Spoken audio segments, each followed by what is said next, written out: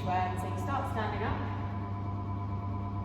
you're going to roll down, draw the belly in, so you come down, hands to the floor. So bend your knees as much as you need to be able to get your hands down.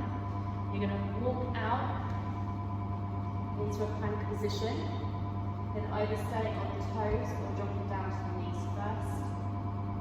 One press up, and then pull the elbow back. And then do the other side, and pull the elbow back. Then you're going to walk your hands back to your feet into a forward fold, pull the belly in, and then rolling up as you go. So that's one rep. So the options here, if you need to, you can take your feet wider, especially if you're pregnant, or maybe a little bit larger. Going a little bit wider helps you to bring your hands down to the floor a little easier. Your aim is to keep your hips as still as possible as you walk forward, so you want to try and avoid like wobbling the hips. Toes or knees for the push-up.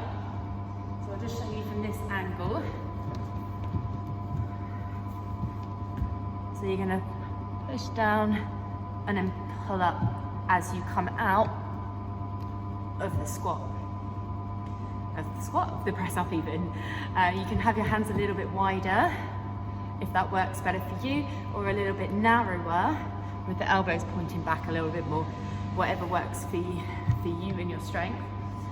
So you can do this on your knees, come up, pause, try and stabilize and then pull the arm off, or it's harder if you go straight up out of it.